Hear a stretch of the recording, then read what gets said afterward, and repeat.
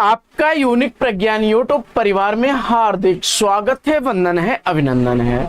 प्यारे साथियों, अगर आप टीजीटी, पीजीटी जैसी प्रोक्ता एलटी ग्रेड, यूजीसी नेट आदि विभिन्न प्रतियोगी परीक्षाओं की तैयारी कर रहे हैं तो आपके लिए प्रैक्टिस सेट होने वाला है काफी लाभकारी, क्योंकि आज के इस प्रैक्टिस सेट में हम लोग आधुनिक कालीन हिंदी पद्य साहित्य के इतिहास से समकालीन कविता के उन 50 महत्वपूर्ण प्रश्नों का अवलोकन करने वाले हैं जो या तो परीक्षा की दृष्टि से काफी इंपॉर्टेंट हैं अथवा विगत वर्ष पूछे गए प्रश्न हैं। तो इन प्रश्नों का अवलोकन प्रारंभ किया जाए। इससे पूर्व अगर वीडियो को पहली बार देख रहे हैं तो चैनल पर नए हैं तो कृपया चैनल को सब्सक्राइब, वीडियो को लाइक और शेयर करना बिल्कुल ना भूलें, क्योंकि आपके लाइक शेयर सब्सक्रिप्शन से हमको मिलता है पुनर्बलन ऐसी ही पाठचर्या प्रतिदिन लाने के लिए। तो मुझे उम्मीद है कि वीडियो को ज्यादा से ज्यादा आप लोग लाइक और शेयर करेंगे, जिससे कि हमारा मनोबल बना रहे और हम आपके लिए प्रतिदिन ऐसी ही पाठचर्या लेकर के आते रहें। तो प्रश्न है साथियों, समकालीन कविता का दौर कब से शुरू होता है, इसका आपको जवाब बताना है। और इस प्रश्न का जवाब अगर आपने चयनित कर लिया 70 के दशक से विकल्प ख को, तो बिल्कुल सही उत्तर के साथ हैं आप। प्रश्न संख्या 2, घर के बाहर घर कविता संग्रह किसका है? घर के बाहर घर कविता संग्रह का रचनाकार आपको बताना है। और इस प्रश्न का जवाब मुझे उम्मीद है कि आपने विकल्प ये सारे छोड़ करके विष्णु नागर क विकल्प को चुना होगा, तो राइट आंसर के साथ हैं आप। अगला प्रश्न, लीलाधर मंडलोई की 2010 ईस्वी में प्रकाशित कविता संग्रह इसमें से कौन सा है, इसका आपको जवाब बताना है। और इस प्रश्न का जवाब अगर आपने चयनित किया एक बहुत कोमल ताना, लिखे में दुख, दोनों ही रचनाएं हैं, तो उपयुक्त दोनों विकल्प ग का चयन करके आपने इस प्रश्न का सही उत्तर दिया है। अगला प्रश्न है कि मृणालिनी साराभाई के नृत्यों का अंकन किस कृति में हुआ है? और इस प्रश्न का जवाब अगर आपने चयनित कर लिया विकल्प ख नृत्य और काव्यानुभूति, तो ख विकल्प इस प्रश्न का बिल्कुल सही जवाब है। अगला प्रश्न है कि उमराव जान नवीनतम खंड काव्य किसका है? तो उमराव जान खंड काव्य का रचनाकार अगर आपने सेलेक्ट कर लिया है इन विकल्पों को छोड़ करके विकल्प घ प्रभात पांडे को, तो घ विकल्प इस प्रश्न का बिल्कुल सही जवाब। अगला प्रश्न है कि खत्म नहीं होती बात कविता संग्रह किसका है? खत्म नहीं होती बात कविता संग्रह के रचनाकार कौन है? और इस प्रश्न का जवाब अगर आपने चयनित कर लिया है बोधिसत्व विकल्प क को, तो राइट आंसर के साथ हैं आप। अगला प्रश्न, फिर बसंत आएगा 2009 ईस्वी में कविता संग्रह किसका है? फिर बसंत आएगा यह कविता संग्रह लिखा गया है गिरीश चंद्र श्रीवास्तव, विकल्प क इसका राइट आंसर हो जाएगा। अगला प्रश्न है कि सड़क का पत्थर अपाहिज बोलता है, सड़क का पत्थर अपाहिज बोलता है कविता संग्रह की रचनाकार कौन है? और मुझे उम्मीद है कि इस प्रश्न का जवाब आपने जयप्रकाश शर्मा को चुना होगा, तो बिल्कुल सही जवाब है विकल्प ख। अगला प्रश्न है कि रात में हारमोनियम सुनो कारीगर किसकी रचनाएं हैं? तो रात में हारमोनियम सुनो कारीगर ये रचनाएं उदय प्रकाश की हैं, क विकल्प इस प्रश्न का बिल्कुल सही जवाब। अगला प्रश्न है कि स्नेहमयी चौधरी की कविता कौन सी है? तो इस प्रश्न का जवाब मुझे उम्मीद है कि आपने चुना होगा ठौर ठिकाना, तो प्रश्न संख्या 10 का विकल्प ग बिल्कुल राइट आंसर। अगला प्रश्न, होता हूं जब भी प्रेम में प्रेम की गांठ कविताएं किसकी हैं? तो इस प्रश्न का जवाब अगर आपने चयनित कर लिया विकल्प क राजकुमार कुंभज, तो बिल्कुल राइट आंसर है विकल्प क। अगला प्रश्न, आगे के प्रश्न है कि निम्न रचनाओं को रचनाकारों के नाम बताइए, यानी रचनाएं दी गई हैं और उस रचना का रचनाकार कौन है यह आपको बताना है। प्रश्न संख्या 12 का उत्तर आपको बताना है कि एक और अयोध्या किस लेखक की रचना है, और इस प्रश्न का जवाब मुझे उम्मीद है कि आपने विनोद दास को चुना होगा, तो विकल्प ख इस प्रश्न का बिल्कुल सही जवाब।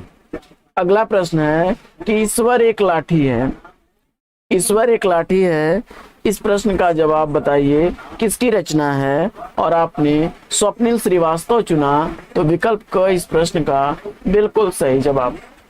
अगला प्रश्न है कि घर घर घूमा, घर घर घूमा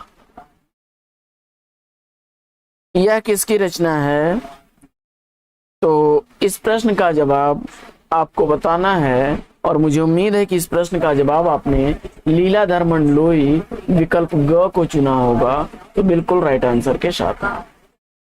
अगला प्रश्न है कि एक दिन लौटेगी लड़की, एक दिन लौटेगी लड़की है किसकी रचना है, और प्रश्न संख्या 15 का जवाब अगर आपने गगन गिल विकल्प क को चुना, तो राइट आंसर के साथ हैं आप। अगला प्रश्न है कि कोई और नाम दो, इस रचना के रचनाकार कौन है, और इस प्रश्न का जवाब अगर आपने अनामिका शिव को चुना, तो घ विकल्प इसका सही जवाब। अगला प्रश्न है कि खिलाफ हवा से गुजरते हुए यह किसकी रचना है, इसका आपको जवाब बताना है, और इस प्रश्न का जवाब अगर आपने विनोद दास को चुना, तो विकल्प ग इस प्रश्न का बिल्कुल राइट आंसर है। अगला प्रश्न है कि सुरंग से लौटते हुए कृति के रचनाकार कौन है, तो सुरंग से लौटते हुए कृति का रचनाकार आपने चुन लिया है विकल्प दूधनाथ सिंह ख को, तो बिल्कुल सही उत्तर के साथ है। अगला प्रश्न है कि दर्शक दीर्घा उपनगर में वापसी किस समकालीन कवि की रचनाएं हैं, और इस प्रश्न का जवाब आपने चयनित कर लिया विकल्प क बलदेव बंसी, तो राइट आंसर के साथ हैं आप। अगला प्रश्न है कि यह लिखता हूं बीते कितने बरस कविताएं 93 किसकी काव्य कृतियां हैं, तो इन काव्य कृतियों के रचनाकार आपने प्रयाग शुक्ल को चुना, तो बिल्कुल राइट आंसर है विकल्प ख। अगला प्रश्न है कि ऋतुराज की रचना कौन सी नहीं है, तो ऋतुराज की रचना इसमें कौन सी नहीं है, इसका आपको जवाब बताना है, और इस प्रश्न का जवाब लेखनी वेला विकल्प घ का चयन करके आपने सही उत्तर चुना है।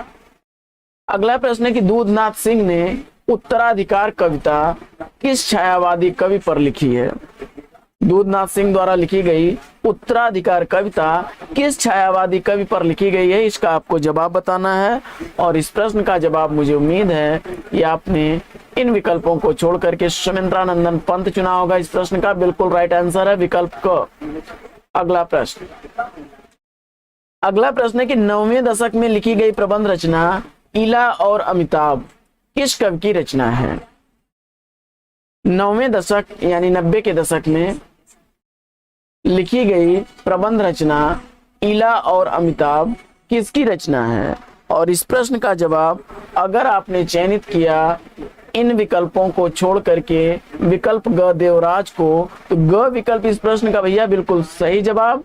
अगला प्रश्न एक मृत्यु प्रश्न प्रबंध किसकी रचना है, एक मृत्यु प्रश्न प्रबंध किसकी रचना है, इसका आपको जवाब बताना है, और इस प्रश्न का जवाब अगर आपने चुन लिया है विकल्प क ग घ को छोड़ करके विकल्प ख डॉक्टर विनय को, ख विकल्प इस प्रश्न का बिल्कुल सही जवाब। अगला प्रश्न समाधि लेख शीर्षक कविता किसकी है, समाधि लेख शीर्षक कविता का रचनाकार फटाफट उत्तर ट्रैक करिए, और इस प्रश्न का जवाब सही जवाब बनेगा श्रीकांत वर्मा, क विकल्प बिल्कुल सही उत्तर।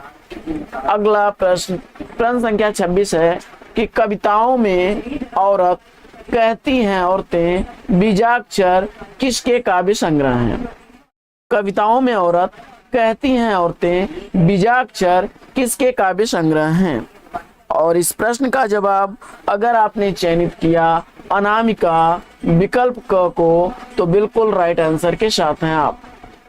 प्रश्न संख्या 27, आंख से भी छोटी चिड़िया किसकी रचना है? आंख से भी छोटी चिड़िया रचना के रचनाकार आपको बताना है।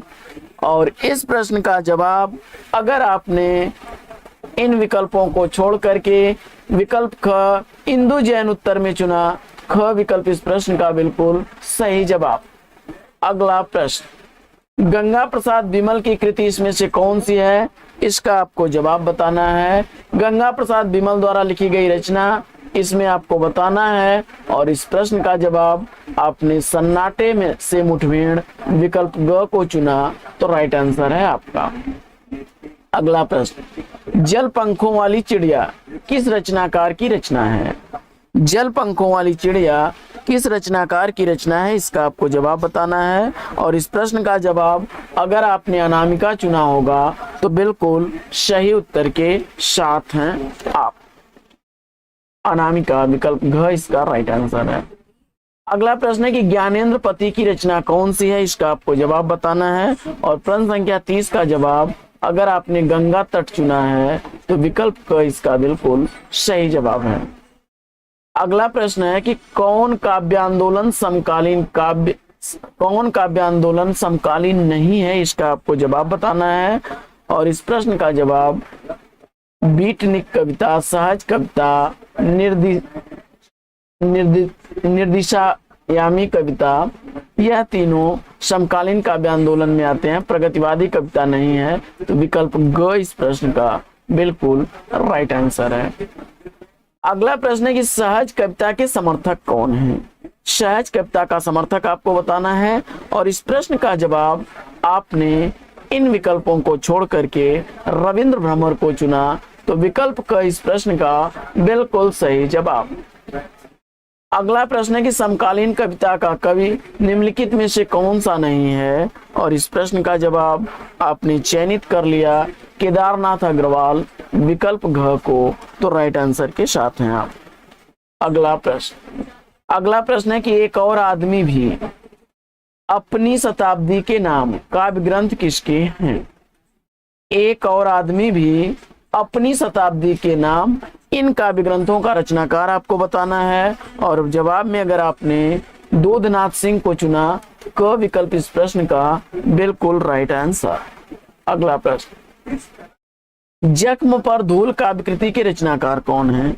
जख्म पर धूल काव्य कृति का रचनाकार आपको बताना है। और इस प्रश्न का जवाब अगर आपने चयनित कर लिया है विकल्प ख मलयज को, तो राइट आंसर के साथ हैं आप। अगला प्रश्न है कि निम्नलिखित में से जोशी की रचना कौन सी नहीं है? तो राजेश जोशी की रचना आपको बताना है कौन सी नहीं है। एक दिन बोलेंगे पेड़, धूप गढ़ी और नेपथ्य हंसी, ये तीनों रचनाएं राजेश जोशी की रचनाएं हैं, तो विकल्प घ इसका बटने में राइट आंसर हो जाएगा। अगला प्रश्न है कि सुमेलित चरण आपको बताना है, तो इसमें आपको सुमेलित करना है। फटाफट जो है सुमेलित करिए। खुली आंखों का आकाश, यह दिविक रमेश की रचना है। साथ चलते हुए, यह विश्व प्रसाद तिवारी की रचना है, विश्वनाथ प्रसाद तिवारी। और अगला जो है यह एक दिन है, प्रयाग शुक्ल की रचना है।